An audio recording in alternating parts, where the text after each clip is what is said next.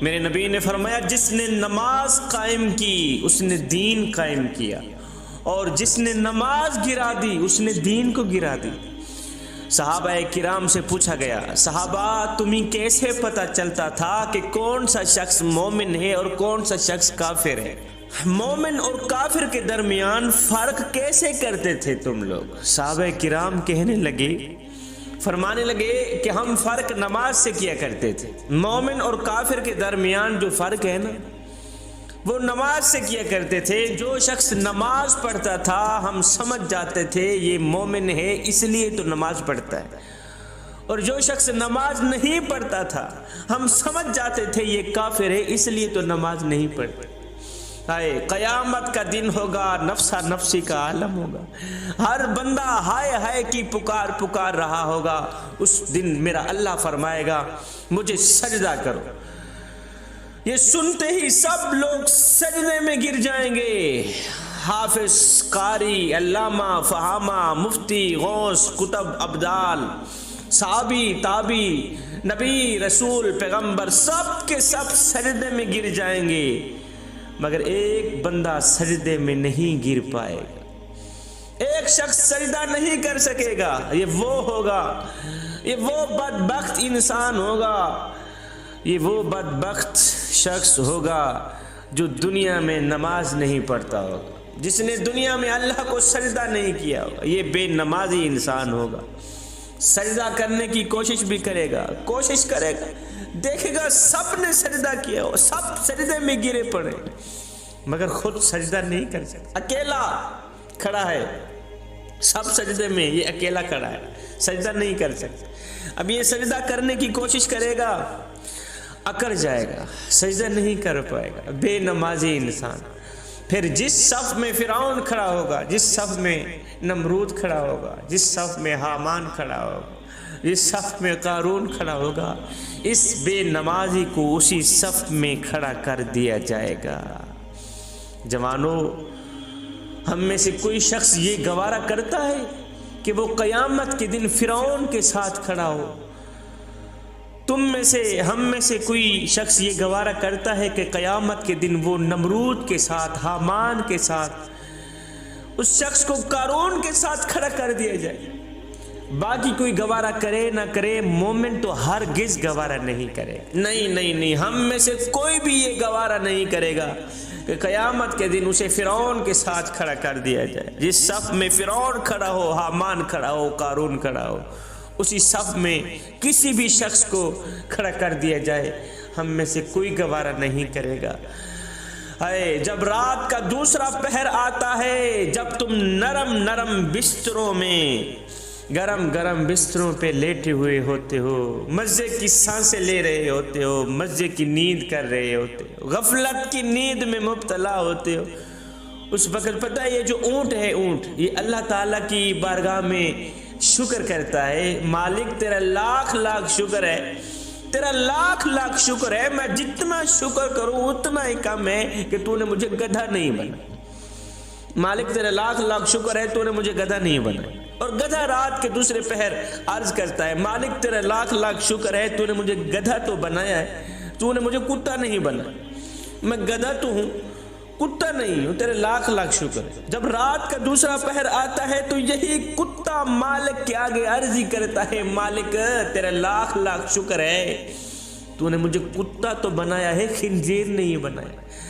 اب اونٹ کہتا ہے، مالک تو نے مجھے اونٹ بنایا ہے، گدھا نہیں بنایا۔ گدھا کہتا ہے، مالک تیرے لاکھ شکر ہے تو نے مجھے گدھا بنایا ہے، کتا نہیں بنایا۔ کتا کہتا ہے، مالک تیرا لاکھ شکر ہے تو نے مجھے کتا تو بنایا ہے، خنزیر نہیں بنایا۔ اب جب رات کا دوسرا پہر آتا ہے، جب تم گرم بستروں پہ مزے کی نیند سوئے ہوئے ہوتے ہو، مزے کی سکون لے رہے ہوتے ہو، خوابوں کی دنیا میں غفلت میں مبتلا ہوتے ہو، گرم بستروں پہ لیٹے ہوئے ہوتے ہو، ادھر سے آواز بھی آ رہی ہوتی ہے، حی علی الصلاح، حی علی الفلاح، لیکن تم اٹھ نہیں پاتے، مالک کی ذات کے آگے سجدہ نہیں کر پاتے، اذان کی آواز سنتے بھی رہتے ہو، نماز کے لیے اٹھتے نہیں، پتہ ہے اس وقت یہی خنزیر مالک کے آگے عرض کرتا ہے، مالک تیرا لاکھ لاکھ شکر ہے کہ تو نے مجھے خنزیر تو بنایا ہے،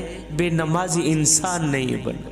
آیا ہے، تو نے مجھے خنزیر تو بنایا ہے، بے نمازی انسان نہیں بنا۔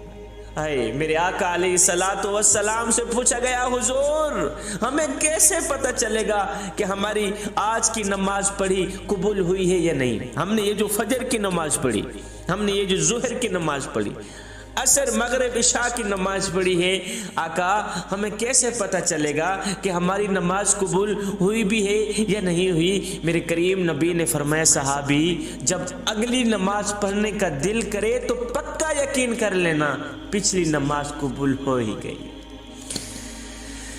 فجر پڑھی ہے، جب ظہر نصیب ہو جائے پکا یقین کر لینا فجر کی نماز قبول ہو گئی۔ کافی لوگ کہتے ہیں، شاہ جی ہم آپ کی بڑی عزت کرتے ہیں اور کرتے رہیں گے، مگر آپ نماز کا جتنا کہہ لیں ہم لوگ نماز نہیں پڑھیں گے۔ میں نے کہا تو کون ہے نہ پڑھنے والا؟ وہ تجھے بلاتا ہی نہیں، وہ تجھے توفیق سجدہ دیتا ہی نہیں، وہ تجھے توفیق سجدہ دیتا ہی نہیں۔ وہ ایک سردار تھا اور ایک غلام تھا۔ جو سردار تھا وہ بے نمازی تھا، جو غلام تھا وہ پانچوں وقت کا نمازی تھا، پانچوں وقت کا نمازی۔ ایک دن یہ دونوں کہیں جا رہے تھے، اذان کی آواز ہونے لگی۔ اذان کی آواز سن کر، رب کا بلاوا سن کر نمازی غلام نے کہا، سردار جی آپ یہاں ٹھہریے، میں ذرا اللہ کے حضور سجدہ کر کے ہوں، مالک کو سجدہ کر کے وہ نماز پڑھ۔ مالک کا بلاوا آ گیا، آپ یہاں ٹھہریے، ابھی جاتا ہوں ابھی آتا۔ بے نمازی جو سردار تھا وہ وہیں بیٹھ گیا۔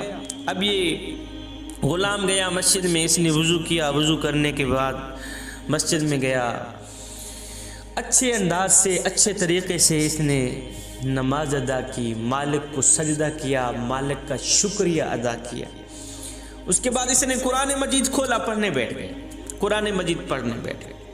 اب سارے نمازی نماز پڑھ کے واپسی گھر کو جا رہے تھے۔ اب وہ بے نمازی سردار بیٹھا ان سب لوگوں کو دیکھ رہا تھا کہ میرا غلام کہاں گیا۔ سارے نمازی نماز پڑھ کے واپس جا رہے ہیں، غلام کہاں مر گیا۔ جب یہ بیٹھا بیٹھا تھکا تو یہ اٹھ پڑا، اس نے مسجد کی دہلیز پر قدم رکھا۔ اس بے نمازی سردار نے جہاں جوتے پڑے ہوئے ہوتے ہیں، مسجد میں جہاں جوتے پڑے ہوئے ہوتے ہیں وہاں کھڑے ہو کے اس بے نمازی سردار نے آواز دی، او غلام کہاں مر گیا ہے تم؟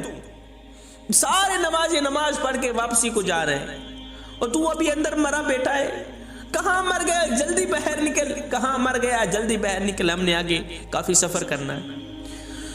او غلام کہاں مر گیا ہے؟ کہاں چلا گیا ہے؟ کہاں بیٹھ گیا ہے؟ ابھی تک تیری نماز ختم نہیں ہوئی ہے۔ جب اس غلام نے مالک کی آواز سنی، مالک کو جوتے والی جگہ پہ کھڑے دیکھا تو اس نے قرآن مجید بند کیا۔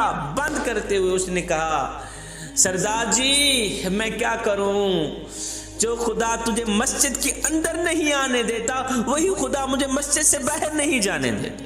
تجھے جوتوں والی جگہ کھڑا کر کے بلوا رہا ہے، جو تجھے مسجد کے اندر نہیں آنے دیتا وہ خدا مجھے مسجد کے باہر نہیں جانے دیتا۔ اے بندے، اللہ جب ناراض ہوتا ہے روٹی بند نہیں کرتا، اللہ جب ناراض ہوتا ہے رزق بند نہیں کرتا، اللہ جب ناراض ہوتا ہے سورج کو حکم نہیں دیتا فلاں شخص میرا نافرمان ہے، تیری کرنیں اس کے آنگن میں نہیں جانی چاہیے۔ نہ بندے، نہ، اللہ جب ناراض ہوتا ہے تو سجدوں کی توفیق چھین لیتا ہے۔ اللہ جب ناراض ہوتا ہے تو من اجڑ جاتا ہے۔ اس سید کو اتنا تو بتا دو، جس بندے کا من بھی اجڑ جائے اس کے پلے رہتا ہے کیا؟ کافی لوگ آتے ہیں نا، کہتے ہیں شاہ جی ہمیں کوئی تعویذ دو، اولاد نماز نہیں پڑھتی۔ چلو ہماری تو اوکھی سوکھی گزر گئی، ہم تو نماز نہیں پڑھتے، ہماری اولاد تو نماز پڑھے۔ میں نے کہا بابا جی جب تم لوگ نماز نہیں پڑھتے تمہاری اولاد نماز کیوں پڑھتے؟ اور جب تم خود بے نمازی اولاد کو کہتے ہو نماز پڑھو۔ بابا جی مجھ سے آ گیا ہے تعویذ مانگنے کے لیے، جو تعویذ تجھے رسول اللہ نے دیا تھا وہ کون سا بڑھتا ہے؟ فرمایا تھا جب بیٹا 7 سال کا ہو جائے تو اس کی انگل پکڑ کے مسجد تک لے جانا، مسجد میں لے جانا، اور جب 10 سال کا ہو جائے تو مار کے نماز پڑھوانا۔ تم نے وہ تعویذ کون سا بڑھتا ہے؟ اب اولاد ہو گئی ہے جوان، خود ہو بے نمازی، خود کبھی نماز کے قریب نہیں گئے، اولاد ہو گئی ہے جوان، اب تم کہتے ہو نماز پڑھو، خود بے نمازی ہو، خود کبھی پڑھی نہیں، اولاد کو کہتے ہو نماز پڑھو، آگے وہ بھی کہتی ہے جا جا تو بڑا حاجی نمازی ہے، سانو کہندا ہے نماز پڑھ۔ تو جو رسول اللہ نے تمہیں تعویذ دیا تھا کہ ننھے سے بیٹے کی انگل پکڑ کر مسجد میں لے جانا، شروع سے ہی بچے میں نماز کی عادت ڈالنا، اگر وہ والا تعویذ اپناتے، وہ والا تعویذ برتاتے تو آج یہ نوبت نہ آتی۔ اللہ کا ایک نیک بندہ تھا، اس کا گزر ایک خوبصورت بستی سے ہوا، خوبصورت شہر سے ہوا، عالی شان محل دیکھ کر، عالی شان مکان دیکھ کر حیران رہ گیا کہ اتنے خوبصورت گھر دیکھ کر کہا سبحان اللہ۔ آگے چلا گیا، کافی عرصہ بعد جب اس کا واپسی اسی راستے سے گزر ہوا، اسی بستی سے گزر ہوا، دیکھ کر حیران رہ گیا کہ وہی بستی، عالی شان مکان، مٹی کے ساتھ مٹی ہوئے پڑے، ملبہ پڑے، مٹی کے ڈھیر لگے پڑے، دیکھ کر حیران رہ گیا یار یہاں تو عالی شان محل تھے، عالی شان مکان تھے، کوٹھیاں تھی، خوبصورت شہر تھا، اب شہر کو کیا ہو گیا، کیوں حیران؟ وہاں ایک اللہ کے ولی رہتے تھے۔ یہ فقیر اس اللہ کے ولی کے پاس گیا، پوچھا بابا جی ایک وقت تھا میں یہاں سے گزرا تھا، عالی شان مکان، خوبصورت محلات دیکھ کر مجھے بہت خوشی ہوئی تھی، آگے چلا گیا، کچھ عرصہ بعد جب واپسی سے میرا گزر ہوا تو دیکھ کر حیران رہ گیا، وہ عالی شان بنگلے، عالی شان محل، عالی شان مکان، مٹی کے ساتھ مٹی ہوئے پڑے ہیں، شہر کا کوئی نام و نشان نہیں، کہاں گئے سب؟ اس نے کہا بیٹے نہ پوچھ ہمارے شہر کی داستان، نہ پوچھ ہمارے شہر کی کہانی، ہمارے شہر سے ایک بے نمازی شخص کا گزر ہوا تھا، ہمارے شہر سے ایک بے نمازی شخص کا گزر ہوا تھا، اس بے نمازی کی نحوست کی وجہ سے ہمارے شہر پر اللہ کا عذاب آیا، اور اس طرح کا عذاب آیا کہ ساری کی ساری بستی تباہ و برباد ہو گئی، ساری کی ساری بستی ویران ہو گئی۔ اب دیکھ لے تیرے سامنے ملبہ پڑا ہے، اگر ایک بے نمازی کا گزر کسی شہر سے ہو تو سارا کا سارا شہر برباد ہو جاتا ہے، تو جس گھر میں سارے کے سارے لوگ رہتے بھی بے نمازی ہوں، اس گھر میں برکتیں کیسے ہیں، اس گھر میں سکون کیسے ہے، اس گھر میں قرار کیسے ہے؟ حضرت سیدنا علی المرتضیٰ شیر خدا کرم اللہ وجہ الکریم نے کیا خوب عرضی کی تھی، کہا میرے کریم رب، او علی کو پیدا فرمانے والے، علی کو علی المرتضیٰ شیر خدا بنانے والے، علی کو سونے محمد کے قدموں پہ بٹھانے والے رب، میں تیری عبادت جنت کی لالچ کے لیے نہیں کرتا اور نہ ہی تو جہنم کے خوف سے کرتا ہوں، مالک میں تو تیری عبادت اس لیے کرتا ہوں کہ تو لائق ہی عبادت کے، میں تو تیری بندگی اس لیے کرتا ہوں کہ تو لائق ہی بندگی۔ ایک شخص حضرت سیدنا علی المرتضیٰ شیر خدا کرم اللہ وجہ الکریم کے پاس آیا، کہنے لگا حضرت آج میں نے آپ کے بارے میں ایک نئی خبر سنی، ایک نئی کہانی سنی۔ کہا جی کیا سنی؟ کہا آج جی میں نے آپ کے بارے میں سنا ہے کہ تو اللہ سے باتیں کرتا ہے اور اللہ تیرے سے باتیں کرتا ہے، تو اللہ سے باتیں کرتا ہے اور اللہ تیرے سے باتیں کرتا ہے۔ آپ نے فرمایا میاں تو نے بالکل ٹھیک سنا ہے۔ کہا جی وہ کیسے؟ کہا میاں جب میرا جی چاہتا ہے کہ میں اپنے رب سے بات کروں تو میں نماز پڑھنے لگ جاتا ہوں، اور جب میرا جی چاہتا ہے کہ میرا رب مجھ سے بات کرے تو میں قرآن اٹھاتا ہوں، پڑھنے لگ جاتا ہوں۔ حضرت سیدنا امام علی مقام امام حسین رضی اللہ تعالی عنہ سے پوچھا گیا حضرت ایک بات تو بتائیں۔ کہا جی کون سی بات؟ کہا آپ کو جنت عزیز ہے یا نماز عزیز ہے؟ جنت عزیز ہے یا نماز عزیز ہے؟ آپ نے فرمایا میاں مجھے جنت سے کہیں زیادہ نماز عزیز ہے، اور مجھے جنت سے کہیں زیادہ نماز عزیز ہے، اس لیے کہ جنت میری رضا ہے اور نماز میرے سونے رب کی رضا۔ آگے دشمن ہے، پیچھے دشمن ہے، دائیں دشمن بائیں دشمن، حسین کی تلوار چل رہی ہے، یزیدیوں کے گلے کاٹ رہی ہے، حسین کی تلوار۔ حضرت حکیم لقمان کہتے ہیں 3 موقعوں پر اپنے شوہر کا ساتھ دینے والی عورتیں دنیا میں ذلیل اور رسوا ہو جاتی ہیں۔ آج کا بیان خصوصاً عورتیں دل کے کانوں سے سنیں۔ آج کا بیان آپ لوگوں کو بتائے گا کہ 3 موقعوں پر شوہر کی تابع داری جائز نہیں ہے۔ 3 موقعوں پر شوہر کی فرما برداری بالکل بھی جائز نہیں ہے۔ ان 3 موقعوں پر تم لوگوں نے شوہر کی تابع داری نہیں کرنی، شوہر کے حکم کی پیروی نہیں کرنی۔ اب حضرت حکیم لقمان عورتوں سے مخاطب ہو کر کہتے ہیں 3 موقعوں پر اپنے شوہر کا ساتھ دینے والی عورتیں دنیا میں ذلیل اور رسوا ہو جاتی ہیں۔ 3 موقعوں پر اپنے شوہر کا ساتھ مت دینا اے عورتوں۔ ان 3 جگہوں پر اپنے شوہر کی نافرمانی کرنا اور ضرور کرنا، ڈٹ کے کرنا۔ کون سے موقع ہیں آگے جا کر بتاتا ہوں۔ اگر تم ان 3 موقعوں پر اپنے شوہر کا ساتھ دو گی، فرما برداری کرو گی، تو پھر یاد رکھنا تم تباہ و برباد ہو جاؤ گی۔ ہاں تم اجڑ جاؤ گی۔ یہاں پر شیخ سعدی بھی فرماتے ہیں، کہتے ہیں ان 3 موقعوں پر شوہر کی نافرمانی جائز ہے، تمہیں بالکل بھی گناہ نہیں ہوگا۔ جس عورت نے ان 3 موقعوں پر اپنے شوہر کا ساتھ دے دیا، ان موقعوں پر اپنے شوہر کی تابع داری کی، حکم کی پیروی کی، اللہ اکبر، یا شوہر کی بات مانی، فرما برداری کی، تو وہ یوں سمجھے کہ اس نے خود اپنے ہاتھوں سے اپنی قسمت کی تباہی لکھ دی ہے۔ ان 3 موقعوں پر اپنے شوہر کا ساتھ دینے والی عورت کبھی بھی سکون کی سانس نہیں لے سکتی۔ ایسی عورتیں سکون کے لیے در بدر ٹھوکریں کھاتی رہتی ہیں، لیکن انہی خوشحالی کا ایک پل بھی نصیب نہیں ہوتا۔ ان عورتوں کی زندگی جیتے جی جہنم بن جاتی۔ رحمت کے فرشتے ایسی عورتوں سے دور ہو جاتے ہیں، اللہ ایسی عورتوں سے روٹھ جاتا ہے، اللہ روٹھ جاتا ہے، اللہ ناراض ہو جاتا ہے۔ اور جس عورت سے اللہ بھی ناراض ہو، وہاں خوشحالی کیسے آ سکتی ہے؟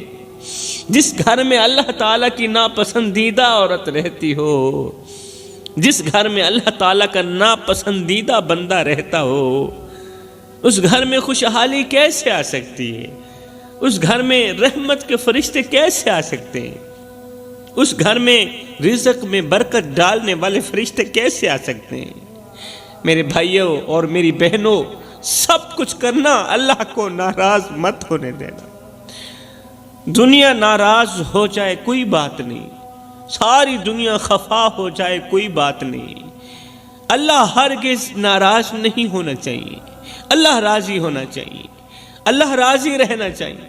جب اللہ ناراض ہو جاتا ہے نا، پھر پتہ ہے کیا ہوتا ہے؟ سب کچھ ہونے کے باوجود بھی کچھ نہیں ہوتا۔ مومن سے جب رب ناراض ہو جاتا ہے، مومن سے جب اللہ ناراض ہو جاتا ہے نا، پھر اس کے پاس سب کچھ ہوتا ہے، لیکن وہ کہتا ہے میرے پاس کچھ بھی نہیں، اس لیے کہ میں تو اللہ تعالیٰ کا ناپسندیدہ بندہ ہوں۔ اس لیے رب کو راضی کرنے کی کوشش کرو میرے بھائیوں، ناراض رب کو منانے کی کوشش کرو میرے بھائیوں۔ جب رب تمہارا ہو گیا تو پھر سب تمہارا ہو گیا۔ رب کی محبت میں، رب کے عشق میں، مدینے والے کی محبت میں ایک وہ مقام بھی آتا ہے، ایک وہ لمحہ بھی آتا ہے کہ دعا تو رہی دور کی بات، انسان صرف سوچتا ہے میرا اللہ پوری کر دیتا ہے۔ حضرت شیخ سعدی رحمت اللہ تعالی علیہ یہاں پر ایک حکایت نما واقعہ لکھتے ہیں۔ یہ واقعہ بڑا ہی سبق آموز ہے، عبرت ناک ہے، خصوصاً آج کل کی عورتیں یہ واقعہ دل کے کانوں سے سنیں۔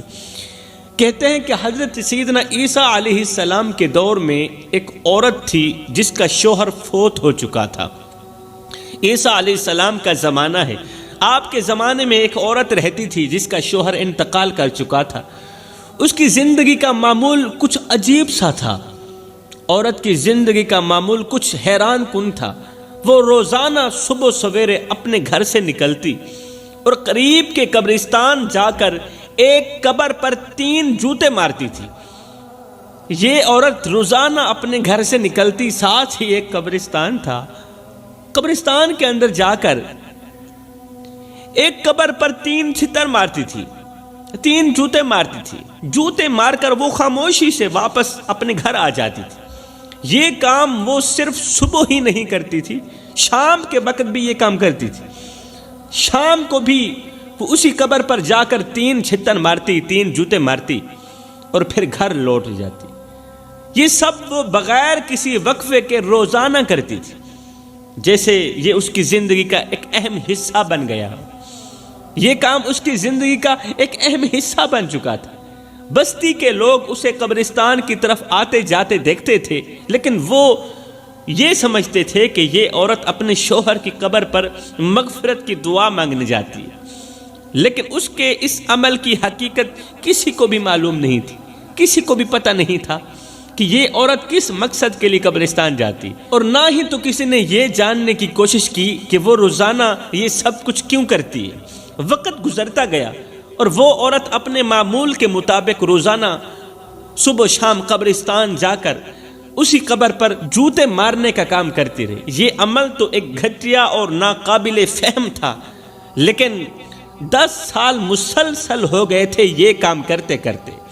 گاؤں کے کسی شخص نے بھی اس کے اس عمل کی حقیقت جاننے کی کوشش نہ کی، اور یہ عورت بھی کسی کو کچھ بتائے بغیر یہ کام جاری رکھے ہوئی تھی۔ ایک دن اللہ کا کرنا ایسا ہوا کہ گرمی اپنے عروج پر تھی، سورج کی تیز دھوپ سے زمین تپ رہی تھی اور ریت اتنی گرم تھی کہ پاؤں جل رہے تھے۔ اس دن بھی وہ عورت اپنے معمول کے مطابق گھر سے باہر نکلی، جوتے ہاتھ میں اٹھائے اور انہیں چادر کے نیچے چھپا کر قبرستان کی طرف روانہ ہوئی۔ قبرستان میں داخل ہوتی ہی وہ سیدھی اس مخصوص قبر کی طرف گئی۔ جیسے ہی اس نے معمول کے مطابق قبر پر 3 جوتے مارے، تو اچانک قبر کے اندر سے ایک دل دہلا دینے والی آواز آئی۔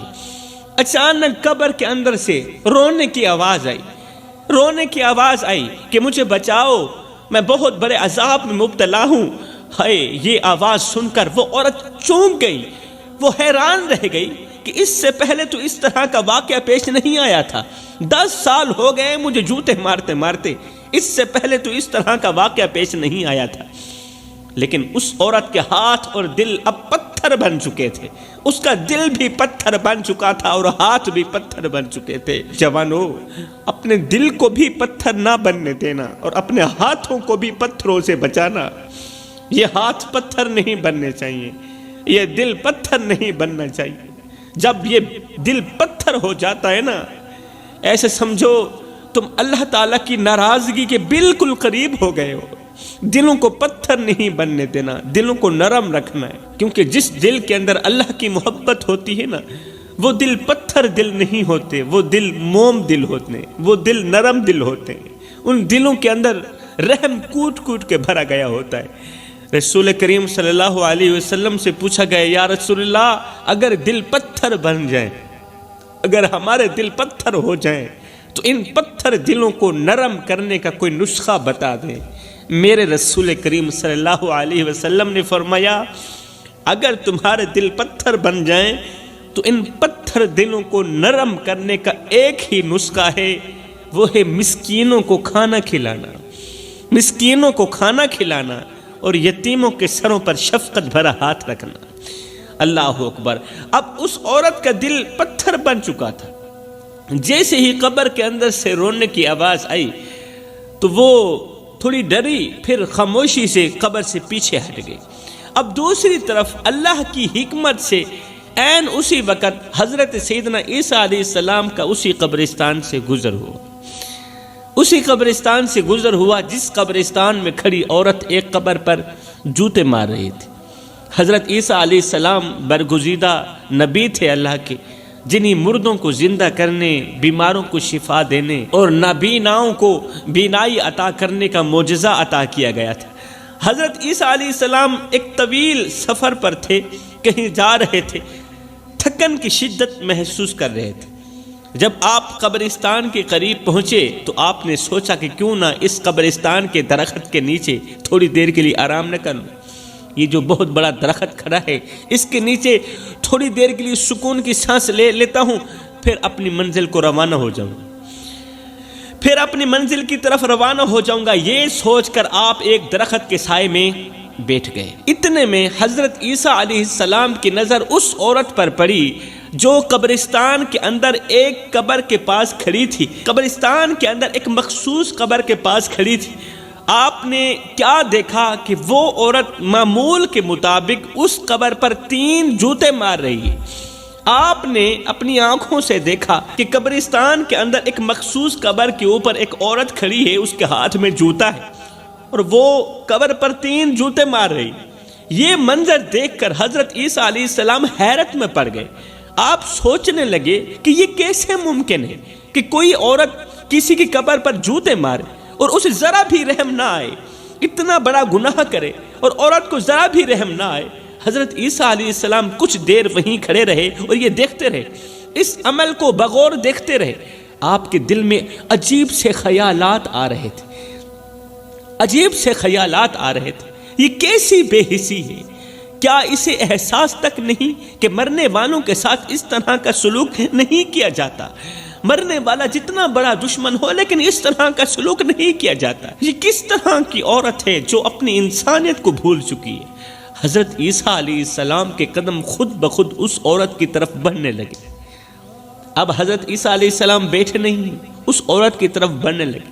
آپ کے دل میں اس عورت کے اس عمل کی حقیقت جاننے کی خواہش پیدا ہوئی۔ آپ کے دل میں آپ اس کے قریب گئے اور نرمی سے آواز دی، اے عورت، یہ تم کیا کر رہی ہو؟ تمہیں احساس نہیں کہ یہ قبر کسی کی آخری آرام گاہ ہے؟ تم اس کے ساتھ ایسا کیوں کر رہی ہو؟ وہ عورت یہ سوال سن کر ایک لمحے کے لیے چونکی، لیکن پھر وہ اپنے ہاتھ روکنے کے بجائے اور زیادہ مضبوطی سے قبر کو جوتے مارنے لگے۔ حضرت عیسیٰ علیہ السلام یہ منظر دیکھ کر دل ہی دل میں دعا کرنے لگے، اللہ اس عمل کی حقیقت کو میرے سامنے ظاہر کر تاکہ میں سمجھ سکوں کہ اس کے پیچھے کیا راز ہے، کون سا راز چھپا ہے۔ حضرت عیسیٰ علیہ السلام کے یہ الفاظ، یہ دعا نکلی ہی تھی کہ قبر کے اندر سے دوبارہ رونے کی آواز گونجی۔ یہ آواز اس دفعہ بلند اور دل دہلا دینے والی تھی کہ مجھے بچاؤ، قبر کے اندر سے آواز آ رہی، مجھے بچاؤ، میں بہت بڑے عذاب میں مبتلا ہوں۔ حضرت عیسیٰ علیہ السلام نے اب کی بار زوردار آواز میں کہا، اے عورت، آخر بتاؤ تو صحیح کہ تم اس قبر پر جوتے کیوں مار رہے؟ آخر یہ قبر کس کی ہے اور اس کے اندر پڑے شخص نے ایسا کون سا گناہ کیا ہے جس کی وجہ سے تم اسے اتنی بڑی سزا دے رہی؟ اے عورت، تمہیں پتہ نہیں ہے قبر کے اندر سے مردے کی آواز گونج رہی ہے، وہ بیچارہ عذاب میں مبتلا ہے۔ تمہیں کیا وجہ ہے کہ تمہارا دل اس کے لیے نرم نہیں ہو رہا؟ اس کی تڑپتی آواز سن کر تمہارا دل نرم کیوں نہیں ہو رہا؟ تمہارا دل اس قدر پتھر کیوں بن گیا ہے؟ عورت نے کچھ لمحوں کے لیے سر جھکا لیا، کچھ لمحوں کے لیے سر جھکا لیا، لیکن پھر اپنی درد بھری آواز کو مضبوط کرتے ہوئے کہا یہ قبر کسی اور کی نہیں، یہ قبر میرے شوہر کی قبر ہے۔ یہ وہ شوہر تھا جس سے میں بے حد محبت کرتی تھی، اس کے ساتھ میرا تعلق بہت گہرا تھا اور میں اسے اپنی زندگی سے بڑھ کر چاہتی تھی۔ حضرت عیسیٰ علیہ السلام نے حیرت سے پوچھا، پھر جس سے محبت کی جائے اس کے مرنے کے بعد اس کے ساتھ ایسا سلوک تو نہیں کیا جاتا نا؟ کیا محبت کا یہی مطلب ہے کہ اس کی قبر پر جوتے مارے جائیں اور اسے مزید عذاب میں مبتلا کیا جائے؟ عورت نے گہری سانس لی، گہری سانس لیتے ہوئے کہا، حضرت، یہ وہ محبت تھی جس نے مجھے دھوکے میں رکھا۔ یہ شخص میری محبت کا دعویٰ کرتا تھا، لیکن اس نے میری زندگی میں ایسے گناہ کیے جنہوں نے مجھے بھی برباد کر دیا، اور شاید اب یہ خود بھی انہی گناہوں کی وجہ سے دردناک عذاب میں مبتلا ہے۔ میرے شوہر کے ان تمام گناہوں نے اس کی محبت پر پانی پھیر دیا اور آج اس کی قبر کو جہنم کے گڑھوں میں سے گڑھا بنا دیا اور مجھے بھی دنیا والوں کے سامنے ذلیل و رسوا کر دیا۔ حضرت عیسیٰ علیہ السلام نے سنجیدگی سے کہا، اللہ ہر ایک گناہ کو معاف کرنے والا ہے، لیکن جو تم کہہ رہی ہو میں اس کے پیچھے کی حقیقت جاننا چاہتا ہوں۔ تم اپنی بات پوری کرو، مجھے پوری سناؤ اپنی بات، تاکہ حق ظاہر ہو، مجھے پتہ چلے کہ آخر پیچھے کا راز کیا ہے۔ عورت نے ایک آہ بھرتے ہوئے کہا، حضرت، میں نے اپنی زندگی میں 3 ایسے موقعوں پر 3 ایسی جگہوں پر اپنے شوہر کا ساتھ دیا جبکہ مجھے اس وقت اس کا ساتھ نہیں دینا چاہیے۔ یہ وہ 3 موقع تھے جہاں میرا ضمیر مجھے روکتا رہا کہ اس کی بات مت مانو، اجڑ جاؤ گی، تباہ و برباد ہو جاؤ گی۔ میرا ایمان مجھے روکتا رہا، لیکن میں نہ چاہتے ہوئے بھی اپنے شوہر کے ساتھ کھڑی رہی۔ ان 3 موقعوں پر اپنے شوہر کے ساتھ کھڑی رہی۔ ہائے، ان 3 موقعوں پر شوہر کو دیے گئے میرے ساتھ نے نہ صرف میری زندگی تباہ کی، بلکہ مجھے دنیا میں بھی رسوا کر دیا، اور آخرت میں بھی میرے لیے بہت بڑی رسوائی تیار ہے۔ حضرت، ان 3 موقعوں کے بعد 3 موقعوں پر میں نے شوہر کا ساتھ دیا نا، میرا شوہر مر گیا۔ آج لوگ مجھے نفرت بھری نگاہوں سے دیکھتے ہیں۔ ان 3 موقعوں کی وجہ سے، شوہر کو دیے گئے ساتھ کی وجہ سے، آج لوگ مجھے نفرت بھری نظروں سے دیکھتے ہیں۔ کوئی میرا حال نہیں پوچھتا، میرا حال پوچھنا کوئی گوارا نہیں کرتا، کوئی میرے قریب آنا پسند نہیں کرتا۔ ہر ایک شخص یہی کہتا ہے کہ اللہ مجھ پر ناراض ہے، اس لیے کہ میں نے شوہر کی وہ 3 باتیں مانی تھی۔ حضرت، میں جس راستے سے گزرتی ہوں لوگ وہ راستہ چھوڑ دیتے ہیں۔ لوگ مجھ سے اس قدر متنفر ہو گئے، اس قدر مجھ سے نفرت کرنے لگے۔ حضرت، کبھی کبھی میں سوچتی ہوں کہ کاش ان 3 موقعوں پر میں اپنے شوہر کا ساتھ نہ دیتی۔ اگر میں ان لمحات میں خاموش رہتی، شوہر کی نافرمانی کرتی، تو آج میری یہ حالت نہ ہوتی۔ آج لوگ مجھے ذلیل نہ کرتے، مجھے رسوا نہ کرتے، مجھے حقارت کی نگاہ سے نہ دیکھتے۔ حضرت عیسیٰ علیہ السلام نے اس کی باتیں سن کر گہری نظر سے اس کی طرف دیکھا، عورت کی طرف دیکھا اور کہا، اللہ اپنے بندوں کے گناہوں کو معاف کرنے والا ہے، لیکن یہ سمجھنا ضروری ہے کہ آخر ان 3 موقعوں پر تمہارے شوہر نے ایسا کیا کیا، کون سے گناہ کیے تھے جن کی وجہ سے تیری زندگی بھی تباہ ہو گئی اور تیرے شوہر کی قبر بھی جہنم کے گڑھوں میں سے گڑھا بن گئی۔ اس عورت نے کہا، حضرت، پہلا موقع وہ تھا جب میرے شوہر نے مجھ سے کہا کہ میں ایک یتیم کے حق پر خاموش رہوں۔ میرا شوہر ایک یتیم کا حق مار رہا تھا، لیکن میں خاموش رہی۔ وہ یتیم جو ہمارا ہمسایہ تھا، ہمارے قریب رہتا تھا، اور میرے شوہر نے اس کی زمین پر ناجائز قبضہ کیا تھا۔ میں نے اس وقت اپنے شوہر کو روکا بھی تھا کہ یہ یتیم ہے، ہمسایہ ہے، غریب ہے، اس کا حق مت مارو، اس کی زمین پر ناجائز قبضہ مت کرو، کب تک کھاؤ گے، آخر مرنا نہیں ہے۔ میں نے اس وقت اپنے شوہر کو روکا، لیکن اس نے مجھے دھمکایا اور کہا، اگر تم نے کسی کو کچھ بتایا، اگر تم نے میرا ساتھ نہ دیا تو میں تمہیں دھکے دے کر گھر سے باہر نکال دوں۔ میں ڈر گئی اور خاموش ہو گئی۔ جب وہ یتیم روتا ہوا میرے پاس آیا، میرے دروازے پر آیا، تو میں نے شوہر کا ساتھ دیتے ہوئے اس یتیم کی کوئی مدد نہ کی اور اسے دروازے سے واپس بھیج دیا۔ میں نے کہا، میں تو شوہر کے ساتھ کھڑی ہوں اور میرا شوہر حق پر ہے، جبکہ میرا شوہر حق پر نہیں تھا۔ میں نے اس یتیم کی مدد نہ کی۔ وہ یتیم اپنی زمین کے لیے لڑتا رہا، جھگڑتا رہا، روتا رہا، چیختا رہا کہ مجھ سے میرا حق نہ چھینو۔ حضرت، میں اس وقت خاموش رہی، لیکن اس وقت کی خاموشی نے مجھے آج تک چین نہیں لینے دیا۔ اس وقت کی خاموشی نے آج تک مجھے سکھ کا سانس نہیں لینے دیا۔ حضرت عیسیٰ علیہ السلام نے سنجیدگی سے کہا، ارے یہی تو وہ موقع تھا، یہی تو وہ موقع تھا کہ جب تمہیں شوہر کی نافرمانی کرتے ہوئے حق کا ساتھ دینا چاہیے تھا۔ شوہر کی نافرمانی ہو جاتی، اللہ تم پر ناراض نہیں ہوتا تھا، تمہیں حق کا ساتھ دینا چاہیے تھا۔ جب تمہارا شوہر ایک غریب ہمسائے کا حق مار رہا تھا، تمہیں شوہر کا ساتھ نہیں دینا چاہیے تھا، تمہیں ہمسائے کا ساتھ دینا چاہیے تھا۔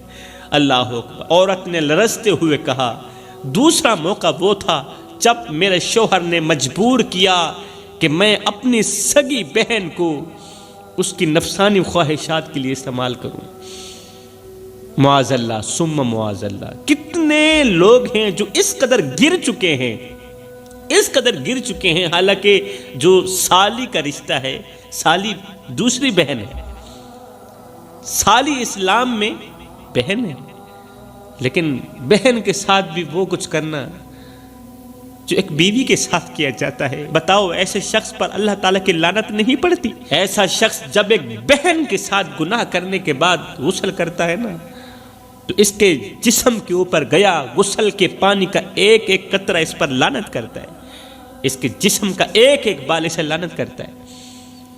اور یہ شخص جس جگہ سے گزرتا ہے زمین کی مٹی بھی اسے لعنت کرتی ہے، اور قبر تو روزانہ اس شخص کو پکار کر کہتی ہے تو میرے اندر آئے گا، میں اگلی پچھلی برابر کر دوں گا۔ اتنا بڑا پاپ، اتنا بڑا گناہ ہے۔